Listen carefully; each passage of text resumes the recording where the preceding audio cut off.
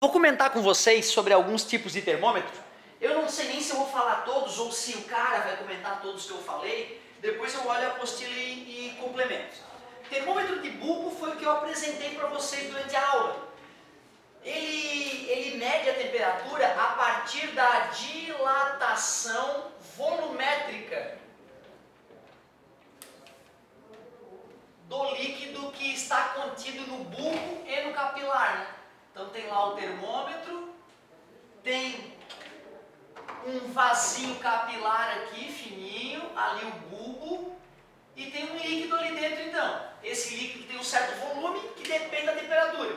Aquecendo o líquido, o volume dele aumenta, eu faço experiências para poder definir pontos fixos aqui, né? Boto a temperatura com a água, gelo derretendo, boto em contato com a água fervente, depois eu faço uma escalinha ali e está criado o termômetro.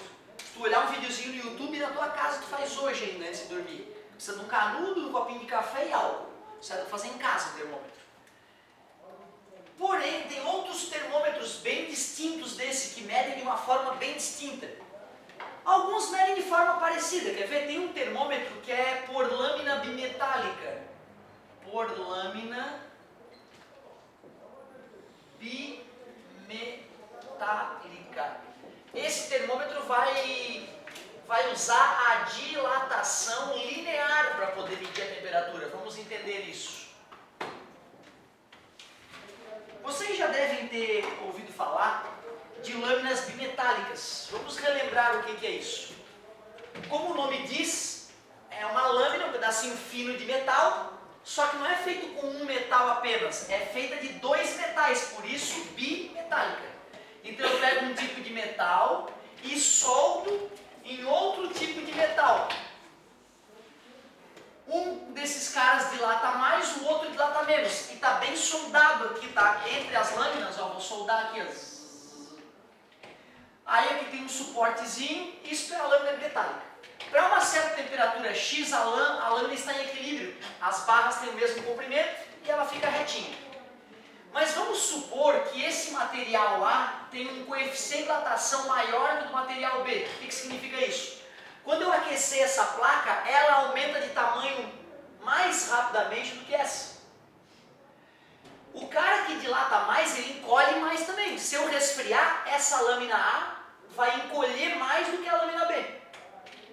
Quer dizer que se eu for com uma temperatura T1 maior que a temperatura Tx, como eu acabei de afirmar que a lâmina A tem um coeficiente de dilatação maior, ela vai ter que continuar soldada à lâmina B, mas com um comprimento maior. A única forma fisicamente possível disso acontecer é as lâminas torcerem para a direita. Tu aceitas que nessa situação a lâmina pretinha tem um comprimento um pouco maior que a lâmina vermelhinha?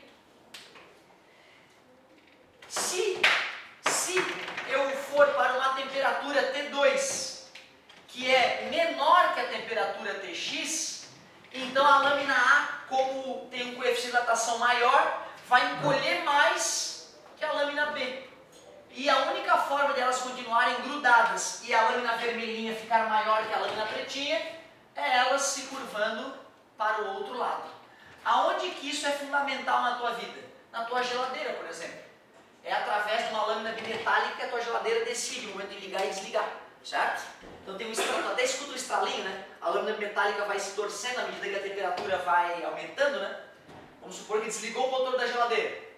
Então está aqui o motor, o compressor da geladeira, tem a tomada, né? A geladeira está engatada na tomada, e tem um circuitinho elétrico, que seria mais ou menos assim, ó. Observa que como não tem contato, certo? Não passa a corrente elétrica da tomada para o motor, para o compressor da geladeira. Aí, à medida que a lâmina metálica vai se torcendo, na hora que ela, como ela é de metal, na hora que ela encosta naquele contato, fecha o circuito até o barulho, né? E aí liga a geladeira. Então tu vê, cara, uma maneira bem simples de medir a temperatura, né? De acompanhar a temperatura. Mas como é que seria um termômetro que usa a lâmina metálica? Simples, ó. Tu vai lá e bota a tua escala termométrica aqui, faz a tua escala termométrica aqui em cima, temperatura 10, 20, 30, 40, e bota uma agulha aqui soldada, ó. Pronto. Aí vamos supor que tu construiu o termômetro para ele ficar em equilíbrio na temperatura de 25 graus. Aí dependendo da variação de temperatura, a agulhinha vai para um lado ou vai para o outro, certo? Então seria uma forma de construir um termômetro. Termômetro por lâmina bimetálica, e ele usa a dilatação linear da lâmina bimetálica para medir a temperatura. Tem um outro termômetro que ele mede a temperatura do ar acusticamente, assustador. É uma pistolinha, tu dispara ela no ambiente que tu quer medir a temperatura do ar, ela vai fazer um som quase inaudível e vai medir a velocidade com que o som se propaga no ar. A partir da velocidade de propagação do som, a pistola devolve qual é a temperatura do ar. Então tu vê totalmente diferente. A partir da medição da velocidade do som no ar, eu obtenho a temperatura. Muito louco. Tem termômetro que mede a temperatura pela irradiação, ou se tu preferir, radiação emitida por um corpo. A quantidade de radiação infravermelha que as pessoas emitem, que os corpos emitem, varia com a temperatura em Kelvin desse corpo. Então tem pistola lá que tu aponta para a pessoa, essa pistola vai ler a quantidade de infravermelho que a pessoa está emitindo e a partir daí já mede a temperatura da pessoa sem encostar. É muito utilizado na indústria. Imagina que eu tenho um alto forno que vai a 5.000 graus Celsius. Não dá para botar um termômetro lá dentro, o termômetro vai explodir, vai arrebentar. Então eu uso uma pistola que mede a radiação do forno e a partir daí me diz a temperatura do forno, sem contato. Eu não resisti, uma vez eu comprei um desses, mais pequenininho, 100 e poucos pila. Os industriais, né, 500 pila, R$1.000, R$5.000. Eu comprei um pequenininho. Ele só funciona se tu aproximar bem da superfície, não precisa encostar, mas tem que aproximar bem da superfície para poder medir a temperatura. Então tem termômetros que medem a radiação de infravermelho e a partir daí mede a temperatura. Tem termômetros que eles podem medir a temperatura pela mudança de fase. Imagina que o cara tem uma olaria e quer cozinhar as telhas dele. Há anos ele cozinha as telhas numa certa temperatura que o pai dele ensinou. Como é que tu acha que eles mediam essa temperatura? Tinha um termômetro ninja lá que eles mediam a temperatura? O pai dele deu o termômetro para ele? Na verdade não. Na verdade, cara, se o cara tem um forno e ele precisa controlar a temperatura, uma das técnicas clássicas é ele ter vários tipos de parafina. Cada parafina derrete numa certa temperatura. Parafina que derrete a 100 graus Celsius, tem parafina que derrete a 200 graus Celsius, tem parafina que derrete a 300 graus Celsius. Então se tu pegar esses bolinhos de parafina e colocar na janela do forno, tu só fica olhando lá, derreteu a parafina que derrete a 100, aí tu já marca, ó, atingiu 100 graus. Derreteu a parafina que derrete a 200, opa, atingiu 200 graus, está quase no ponto. Derreteu a parafina de 300 graus, pode parar de botar lenha no forno, atingir a temperatura certa. Então tu vê, tu pode botar uma substância ou várias substâncias que tu conhece a mudança de fase, e quando a substância mudar de fase naquela temperatura que tu conhece, tu sabe qual é a temperatura. Então muito criativo, uma coisa que na prática se usa muito. Como tem substâncias químicas que mudam de cor ao mudar de temperatura, tem termômetro que mede a temperatura através da mudança de cor. Imagina que tu trabalha no berçário e tem 20 bebês para tu atender, recém-nascidos. Só 17 estão chorando. Tu tem que decidir qual bebê tu vai pegar no colo, qual deles é crítico. E uma das coisas que o médico usa para ver o quão crítico é o estado de saúde é a temperatura. Tu não vai poder ficar botando o termômetrozinho, né? Primeiro não dá para botar no bracinho, porque o bebê não vai ficar paradinho. Não dá para botar na boquinha, porque ele vai mastigar. Então tem que colocar no ânus do bebezinho para poder medir a temperatura. Como se faz com os cachorros, como se faz com alguém que está em coma. Tu coloca no ânus o termômetro, porque é uma forma de botar em equilíbrio térmico o corpo com a parte interna do corpo. Mas tu imagina os 20 bebezinhos, não dá para tu fazer isso. Então tu cola na testinha dos bebês um papelzinho que até 37 graus ele é azulzinho. E acima de 37 ocorre uma reação química ali e muda a coloração desse papelzinho. Fica vermelhinho. Então tu, nesses berçários cheios de bebezinho, todos estão com adesivinho colado na testa, tu só passa o olho na cor do adesivo. Adesivo vermelho, pega no colo, vai tratar da temperatura daquele bebê. Certo? Então tu vê, cara, mais um. Tu sabe que resistor elétrico, tipo uma lâmpada incandescente, tipo a resistência elétrica, o resistor dentro do teu chuveiro elétrico que faz a água aquecer, o valor da resistência elétrica dele varia com a temperatura. É uma função da temperatura. Então tu vê, né? Eu posso usar um circuitinho elétrico, eu sei a voltagem, a DDP que atua na bateria, eu tenho um amperímetro que mede a corrente elétrica que circula no circuito. Então se eu sei a DDP tipo 12 volts e sei a corrente elétrica tipo 6 amperes, eu posso jogar na definição de resistência elétrica, que nós veremos futuramente, e posso calcular o valor da resistência elétrica. Nesse caso, está multiplicando, passou dividindo, deu 2 ohms. Acontece que se eu aquecer esse cara, a resistência elétrica dele aumenta. Se eu resfriar aquele cara, a resistência elétrica dele diminui. Quer dizer que medindo a resistência elétrica de um resistor, eu posso saber em que temperatura esse resistor está. E é assim que funciona o teu termômetro digital. Ali aquela partezinha metálica, né?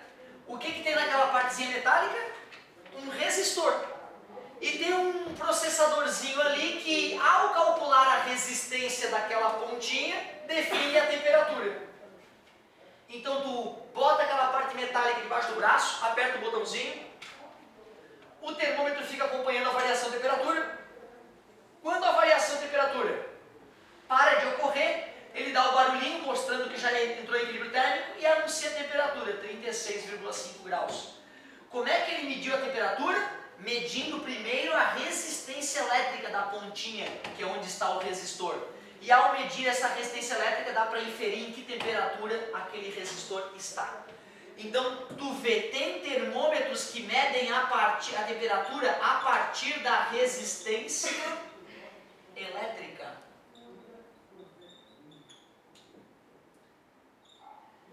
Última situação, que me ocorre agora pelo menos. Tem um termômetro, que é o mais usado na indústria, que é o termopar. Vocês devem ter aprendido que dois metais diferentes, quando postos em contato, formam uma pilha bimetálica. Tipo a pilha de Daniel, feita de dois metais distintos. Termopar, deixa eu escrever aqui, termopar. Termopar é como uma pilha bem pequenininha, feita de dois materiais distintos. A voltagem, a DDP que essa mini pilha gera, depende da temperatura em que a pilha está. Então, se eu tiver um equipamento que possa medir quantos volts esses dois metais em contato estão gerando, se eu sei a DDP, a voltagem, eu consigo inferir a temperatura em que aquele termopar está. O senhor não é igual à anterior? Não. A anterior não tinha dois tipos de metal. Era um metal só, uma resistência elétrica, eu media o valor da resistência, calculava a temperatura. Aqui não, aqui é uma pilha bimetálica, na verdade. Eu meço a DDP gerada pela pilha e com isso eu sei a temperatura. Quantos? Deixa eu ver quantos diferentes. 1, 2, 3, 4, 5, 6, 7, 8 termômetros diferentes eu citei para vocês. Eu vou te confessar que eu ainda não vi na apostila quantos ele cita. E depois eu vou dar uma olhada e na próxima aula eu enriqueço esse comentário acrescentando alguma coisa que eu não tenha falado. Por incrível que pareça, maior a resistência elétrica, porque com a maior temperatura, os elétrons vão ficar mais agitados. E estando mais agitados, vai ser mais difícil fazer eles fluir para frente.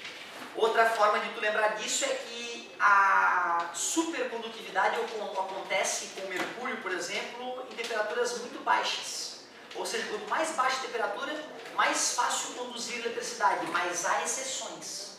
Tem sujeitos que ao aumentar a temperatura diminuem a resistência elétrica. Tá? Então essa regra geral eu não vou comentar. Mas se tu fosse usar a regra geral, pode pensar nisso. Aumenta a temperatura, agita a eletrosfera e dificulta o caminhar organizado dos elétrons na corrente elétrica. Beleza?